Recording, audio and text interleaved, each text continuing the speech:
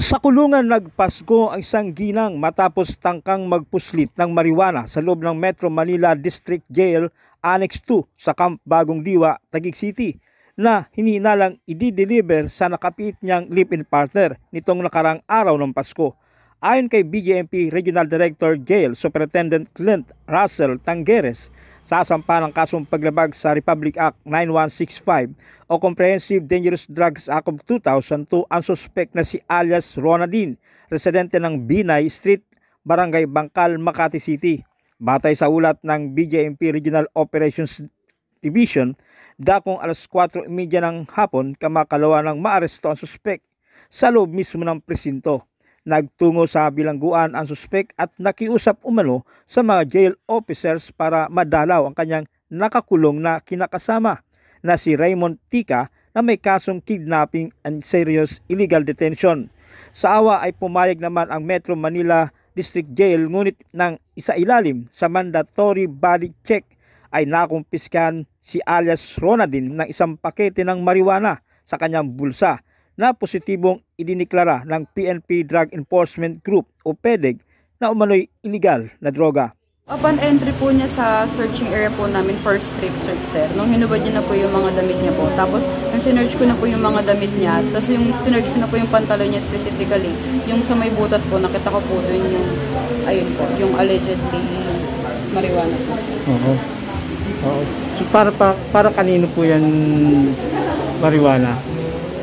Hindi ko po sure kay ma'am kung para kanino po pero po, ang dinadalaw niya po is yung kalibing partner niya po na si PDL Raymond Tika, sir.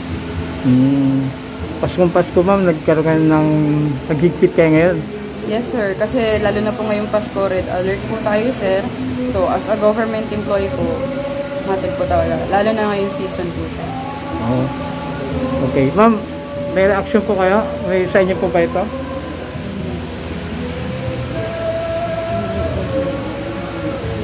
Ano po?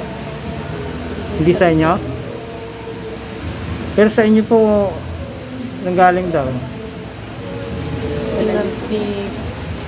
Pinadala lang po sa akin sa mga ka-jail guard ko ng mister ko. Bakit po kailangan niya? Bali, may usapan daw po sila nung isang ka-jail guard niya po na si Sir Darwin po. Yung kalibin niyo po yung nasa loob? Apo. Tapos ka-jail guard niya po yung umutos. Ano po? Kaselda po. Kaselda po niya po yung umutos. Paano yan ma'am? Makukulong kayo ngayon? Dahil sa illegal ano niya? Pagpadala. So abot lang, inabot? Opo. Bali, pinaabot lang po sa akin nung hapon po ng gabi sa bahay. Bali, ang nagdala po is kamag-anak po ni Sir Darwin po sa bahay namin. Kahapon lang din naman po hiningi ni Sir Darwin yung address ko po sa bahay. Kasi hindi ko naman po in-expect na ganyan po yung ipapadala niya. Kasi wala naman po akong alam kung ano po yung itsura niya. Samantala, isang ginang na dating nakulong na dahil sa illegal na droga ang muling naaresto sa Anti-Illegal Drugs Operation na isinagawa ng Taguig City Police Substation 5 noong madaling araw ng bisperas ng Pasko. Ang suspek ay kinilalang si alias Christy, 35 anyos, residente ng Barangay Wawa, Taguig City, na dating nang nakulong dahil din sa kaparehong kaso ayon sa mga otoridad. Nakuha sa kanyang pag-iingat ang dalawang plastic sachet ng hinihinalang shabu. Kate Caballero ay inaaresto sa salang violation of RA 9165. Ikaw ay may karapatang manahimik. Lahat ng iyon sasabihin ng naaaring gamitin pabor o laban sa iyo sa anumang hukuman.